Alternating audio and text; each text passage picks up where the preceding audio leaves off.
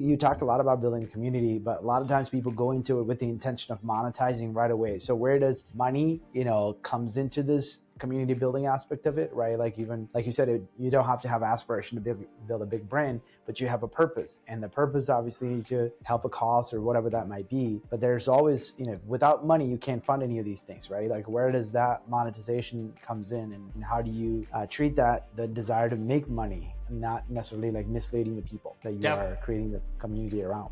I have a whole chapter on monetization. Communities that don't monetize eventually die because people burn out, right? The thing is, if you start with monetization on day one in mind, like I want to make money, your decision making will choke the community and it'll wither, so you won't have it anyway. If you chase money, you make short-term decisions. If you chase control, you destroy relationships. The only way to build something lasting is to focus on impact.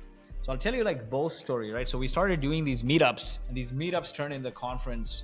And when we got to 10 million in revenue, we really didn't have a marketing team, okay? But as a function of doing these events, we'd meet more and more people. And the people would come were our ICP and the circle of influence, vendors, partners, right? And so we would get a great deal of referrals and clients from it. Either, it's hard to attribute direct clients from the community because they might come to an event, then it gets forwarded, then they go and check out a webinar, then they forward that, somebody else downloads a demo, and then they buy it and it gets attributed to inbound leads. But having willed this into existence, that all the partnership relations, all the media relations all came from that community, right? So even when I talked to Atlassian's chief revenue officer, they hosted 5,000 events from the community last year. And he's like, can't figure out attribution, but you got to believe that the momentum takes you forward and there's some activity there. So if it's driving your product or business, it's great goodwill, right? Like for us at Boast, we got customers from it. It's a direct path. There was this, when we did the deal with the growth equity firm, they asked like, how did you hit this inflection point to 10 million? And we see this going, it hits at a certain point. And then there was another chart that showed the number of events we started to do at the same time when we started to ramp up two webinars a week,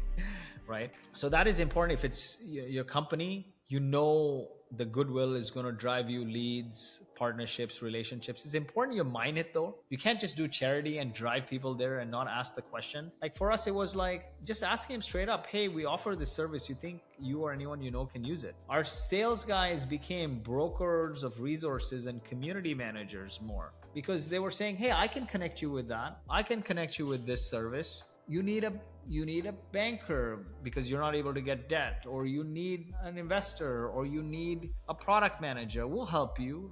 That's what community is, right? You connect each other. And then we're like, hey, do you have any use for our thing? Like, how are you doing your R&D credits? It's a very casual conversation.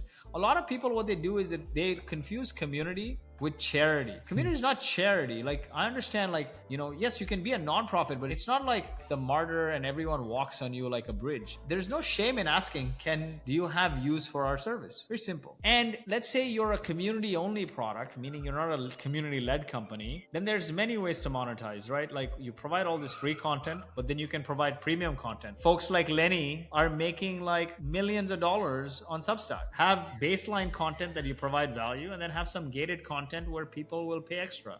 You can use NAS.io to even monetize a newsletter and a WhatsApp group. You can host events. When you host events, people will pay for sponsorships. People will pay for tickets. Our marketing made money because we would make money from the conferences, right? And that the bulk of the profits went to support Launch Academy, which is a nonprofit incubator. And the founder of Launch Academy was our co-founder in Traction. His name is Ray Walia. And so you can charge for memberships. You can charge for ticket sales. You can monetize a newsletter. There's so many ways to monetize that you don't have to go the charity route. But if you don't monetize, even if it's either not driving to your product or driving to your pocket in some other way, you will not monetize long term. You'll burn out, right? Eventually, you need the resources to sustain. Without it, you won't. If you enjoyed this video, please share it. To make sure you never miss an episode, please subscribe.